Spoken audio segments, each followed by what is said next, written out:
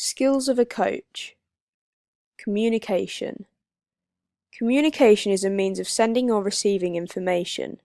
There are two types of communication: verbal and non-verbal. Forms of non-verbal communication include uses of hand gestures, body language, facial expressions, and whistles. Verbal communication should be clear with use of suitable volume.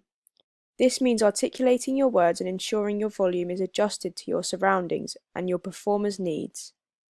For example, if you're training a large group of footballers outside, you need to increase your volume or proximity to them in order for them to hear you, whereas a one-to-one session teaching table tennis in a small gym would require a lesser volume as you're closer so they can already hear you clearly.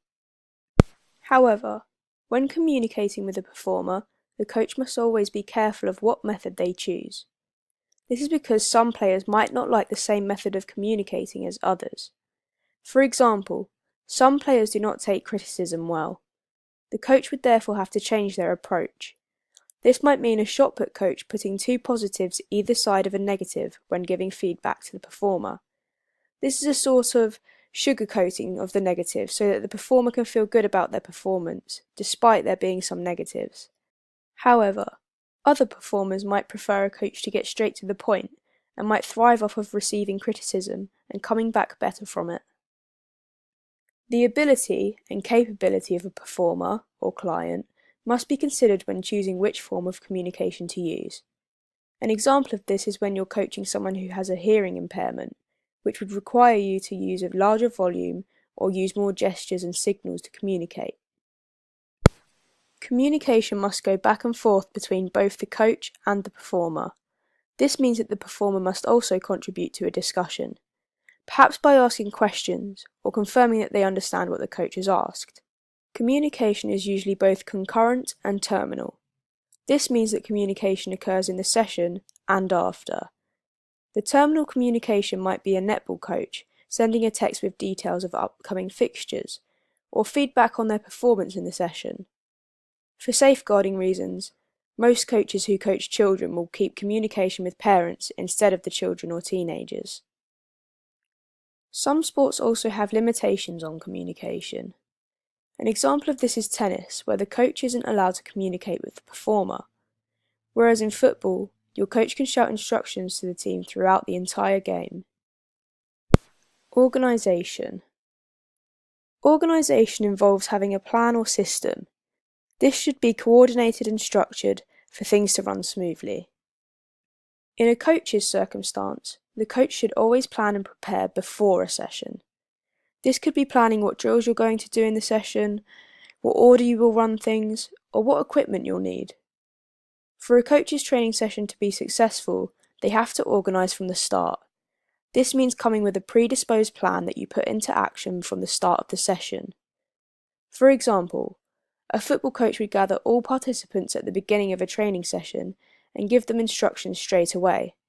They might even give the players an overview of the whole session so that they have a clear understanding and stay on task from the start. Organisation includes planning the location or venue, transport, fixtures, officials, contacts, selection or availability, equipment, drill structure, time management, and risk assessments.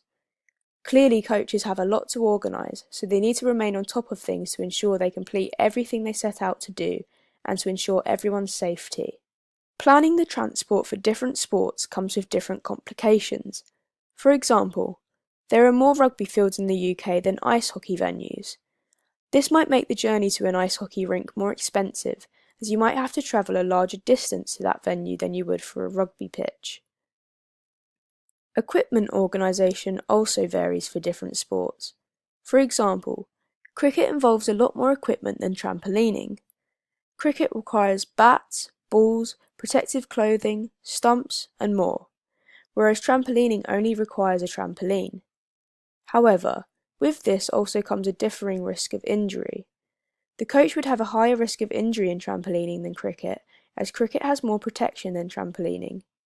This means that the coach also has to be organised by performing risk assessments and health and safety procedures in training and in competition. The coach should always consider the participants when planning. This means considering their ability, their knowledge of the sport, and their age. For example, the coach could base groupings on ability. The coach could either create groups of mixed abilities so that the less experienced players learn from the more experienced, or they could create groups where all of the players with more experience are put together so they can work on a more advanced version of the drill, and the less experienced work together on a drill that is more basic. The issue with this is that it could make some people self-conscious about their ability. Problem solving. Problem solving is the process of finding solutions to complex issues. This includes ordering, comparing, contrasting, evaluating, and selecting. In general, it involves the narrowing down of options and ideas until you come to the most suitable solution. One example of a problem a coach might face is injuries to the performer you're coaching. With injuries comes a requirement to change tactics and strategy. The extent of this problem for a coach differs depending on the sport.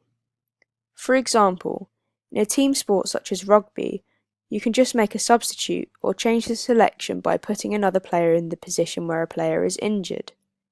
This allows your team to continue playing the planned fixtures as you still have enough players, despite the selection perhaps not being the most ideal one.